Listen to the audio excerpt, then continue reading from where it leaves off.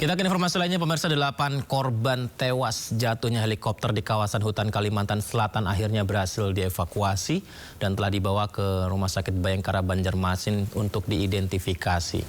Inilah prosesnya, pemirsa. Petugas dengan ambulans membawa 8 jenazah korban kecelakaan helikopter BK117D3 milik Estindo Air yang jatuh di kawasan hutan Desa Emil Baru, Kabupaten Tanah Bumbu, Kalimantan Selatan, dan dibawa ke Rumah Sakit Bayangkara Banjarmasin.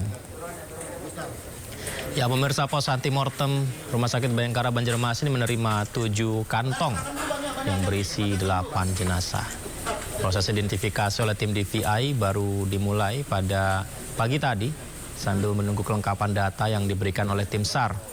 Hal ini untuk dilakukan pencocokan dengan tim rekonsiliasi yang menjadi dasar penentu identifikasi masing-masing korban. Jadi tim postmortem nanti akan melakukan pemeriksaan terhadap korban, ya, kemudian menentukan bagian-bagian, ya, karena kita juga tidak bisa prediksi, ya, kalau kondisi crash seperti ini bisa terjadi hal-hal yang dari derajat ringan sampai derajat parah kerusakannya.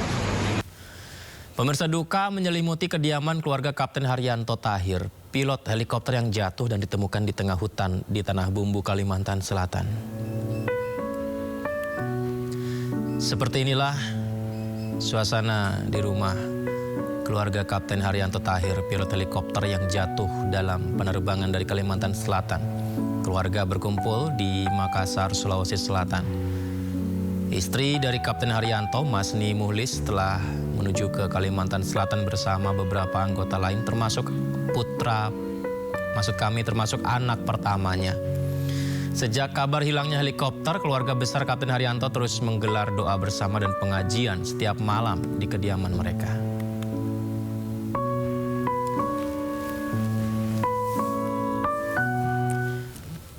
Dalam proses evakuasi, pemirsa, Basarnas juga menemukan kotak hitam helikopter BK117D3 yang jatuh terbakar di Tanah Bumbu, Kalimantan Selatan.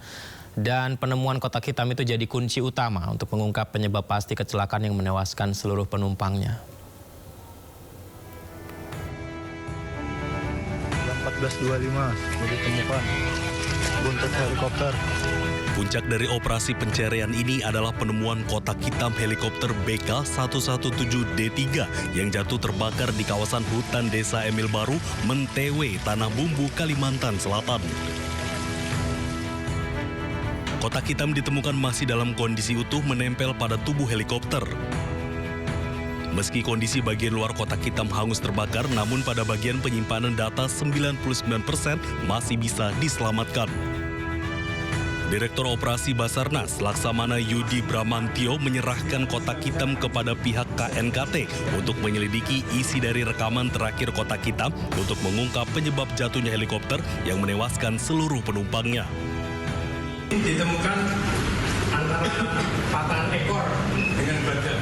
Ada ekor masih menempel di situ, masih tertempel sehingga bisa dilepas. Tapi pukul 15.10 sore memang sebagian dari komponennya terbakar. Tapi komponen intinya tempat data itu masih utuh, dan dari tim KNKT tadi pagi menyampaikan bahwa masih 99% akan masih bisa dibaca.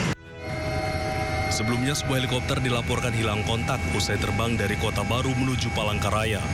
Dengan kontak terakhir tercatat pada pukul 7.54 WIB, sekitar 10 menit usai lepas landas. Dari Banjarmasin, Kalimantan Selatan, Suhardian, iNews melaporkan. Pemirsa, helikopter pengangkut 6 penumpang yang dilaporkan hilang kontak di Tanah Bumbu, Kalimantan Selatan ditemukan sekitar 700 meter dari air terjun Mandin Damar. Tim SAR mengevakuasi jenazah 2 orang kru dan 6 penumpang ke Rumah Sakit Bayangkara Banjarmasin.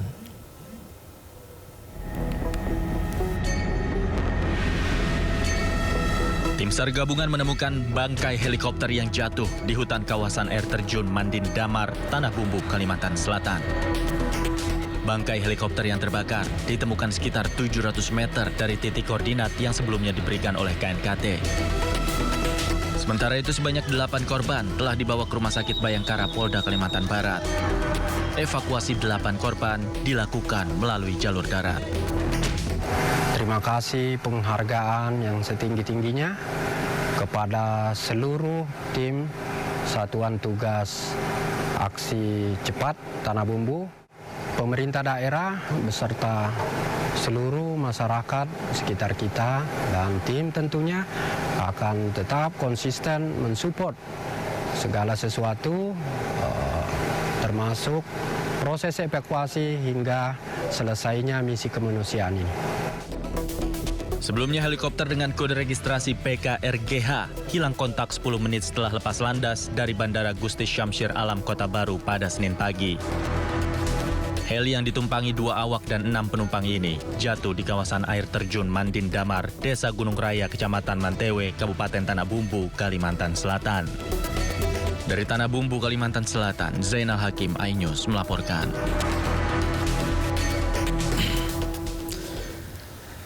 Ya, pemirsa, terdapat sejumlah menteri era Presiden ke-7 RI Joko Widodo yang terjerat kasus korupsi, dan berikut daftar nama menteri-menteri itu.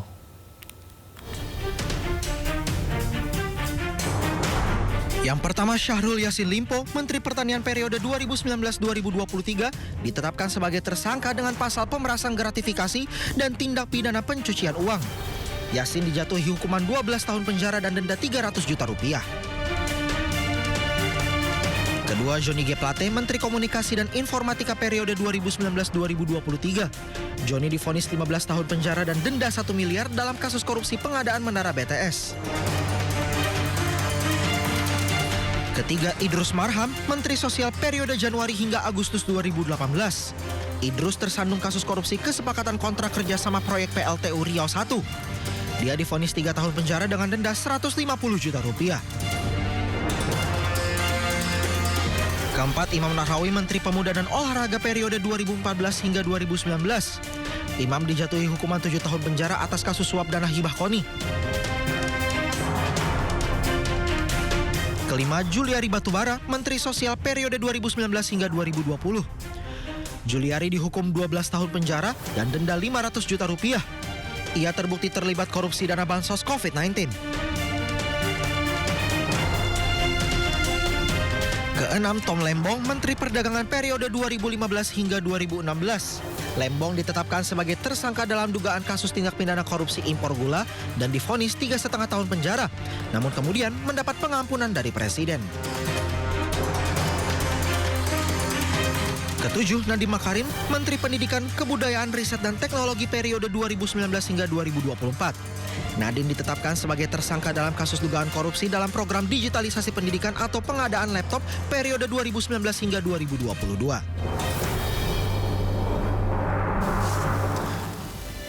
Pemirsa, berlayar dari Spanyol, perahu global Sumut Flotilla hadapi badai dan masalah mesin. Informasi selengkapnya akan kami hadirkan usai jeda di Sindo Prime.